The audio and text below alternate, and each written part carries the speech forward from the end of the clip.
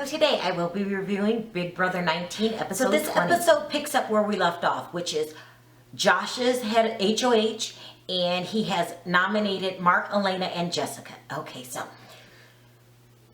after he announces his nominations, he says in his interview that he has no intentions on getting rid of Jessica.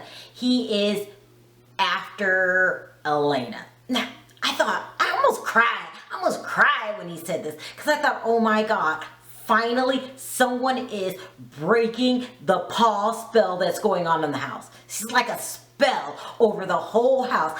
I want to see some competition. These idiots are letting Paul just cruise through. I mean, I like Paul and I don't mind him winning, but I like to see competition. And at this point, he has absolutely no competition except for Cody. Well, Cody's not really competition anymore because the whole house is after Cody. This means the real puppet master is Paul, and no one sees it. I'm like, what the, huh? So when Josh says, I have no intentions of sending home Jessica, I'm going after Elena, I thought, oh my God, someone has finally broken the Paul spell, okay? Because, I mean, if Paul is going to win this thing, I want to see him fight for it, not cruise for it. That's insane. So Josh takes his ass into the bathroom to supposedly talk to Jessica, but it just really didn't go right. I mean, he must need a communication class or something. I mean, he goes in, chest bolstered out, you know, because he's the HOH this week. You know, he's very big-headed. You're only HOH for 1 week. Hello? So he goes in there and he was like, we need to talk. And Jessica's upset, of course, because you nominated her and the whole house is after her. And this is probably the 10th week in a row she's been nominated. I mean, her and Cody. I started out really hating Cody, because I just thought he was a complete jackass, because the first week he wanted to make big moves and he ended up making himself a target. But when he came back in the house, and I was glad he came back in the house, I thought he's the only one that could give Paul a run for his money, because these other little wimps are scared to stand up to Paul, okay? They act like he's the principal and, you know, he's going to give them the attention. They are scared of Paul. So I started growing a little fondness for Cody and Jessica. I really did. And I really want to see them win, pull through it. So I know she's really stressed. So when Josh goes in there to talk to her, it just goes wrong. Like, he doesn't know how to talk to people. You know, he's just not, he should have took some kind of Big Brother class before he gets, but that so-called talk turned into a argument, and it went absolutely nowhere. It was dead on arrival. So that was the only little hope I had in the game for anyone making any big moves. But then the episode just gets worse from here. So Paul informs Christmas that now would be a good time to use her temptation power, which is she can pull someone off the block and put someone else up. Well, and put someone else so they can compete in the veto competition. This was an order he gave her, because that's what he does. He tells people what he wants them to do, and these idiots do it. Like, huh? What? So Christmas listens to him, and she gets this idea in her head. She says, Paul is running the show here, and I want Josh to have the things done that he wants done. So she decides to hobble her ass into the HOH room to talk to Josh, to let him know that she has the power of temptation.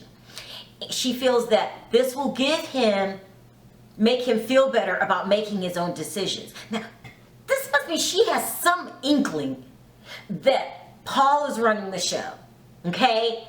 She knows what's going on. She's not a dumb girl. She shouldn't be in the house, but she's not a dumb girl. I mean, I like Christmas. I think she's athletic, she's beautiful, but her leg is broke, or her foot is broke. So you are coasting by, you're sending people home that are really competing, and you're just hobbling around the house on your crutches. So I like you, but I really think you should be home. But you're the only one with balls enough to even admit that Paul is the puppet master. So she goes in to talk to Josh and she says, listen, I have this special power and I can use it, you know, if Cody should win the chance to play in the veto, but I'll only use it if you want me to. And he says, okay. And he has that long voice. Sounds very good. If I wink twice, that means use it. Okay, so they only could use it if she would only use it if Josh wanted her to use it. Yeah, so that was the agreement. Okay, so now it's time to pick the players for the veto. So they pick the players for the veto. They pick Mark. They're pulling names out of a hat, so to speak. So it's Mark. There's Alex. Of course, Jessica. And Cody. They pick Cody. Okay, well, this is what they didn't, what Paul didn't want. He doesn't want Cody to play in the veto because he's going to win it. He's very athletic and he's going to pull Jessica down. Okay, so they pulled Cody's name and I'm leaning forward just like this. Look. To see if she's going to use the temptation. And it takes Josh forever and a commercial to blink, but he ended up using it. And all the air went out of my lungs like this. Jessica has absolutely no chance of winning. That's what I'm thinking, you know. And so, what happens at the veto? She doesn't win it. I felt so bad. So when they chose Cody to remove Cody from playing in the veto, he went into the room back with Jess and cried. Like tears was coming out of his eyes. Oh my God, this was touching. I mean, he felt that strongly about Jess going home. I mean, it's really sad. I really think they deserve to be in it since they're the only two that are even giving Paul any kind of competition at this point, but no such luck. Mark ended up winning the veto, which is good for him. I really like Mark, but all the air went out of my lungs because there's no chance for Jessica to stay in this game. The whole Elena plot that Josh kind of baited me with, made me dangled it in my face, that's not going to happen. Jessica's going to go home. And when Jessica goes home, I don't know who's going to even give Paul any kind of competition. I really don't. Now, the person that, this is what I'm hoping. I'm hoping that some quiet player rises to the top and really, when it's appropriate, give Paul a run for their money. I'm talking about a silent game, and that would be Kevin. You know, Kevin's never on anybody's radar. Everybody's likes him. He's nice and old, so you know he's not a threat to the young guys like Mark. I like Mark too, but you know, I just don't see Mark winning it. I mean, he flops back and forth. He doesn't really take a side and have a stance. You know, he's too flippy floppy. I don't know if I just made up a word, but Mark is flippy floppy. I still like him though. But I think that this set of people, no one's strong enough, smart enough to take on Paul.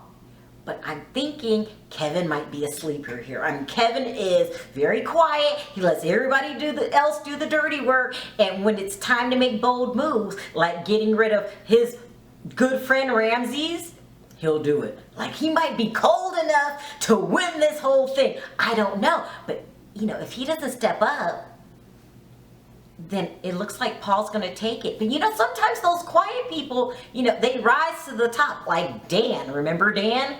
I'm thinking we got to keep our eye on Kevin. You know, he's much too quiet. So Jessica's gone, and I'm thinking, I hope I'm wrong, that Cody might, wither without her. Or he might be mad enough, but he just doesn't have any allies. This is going to be interesting to watch, but I'll be there next week. Thanks for watching. Talk to you next time. Bye.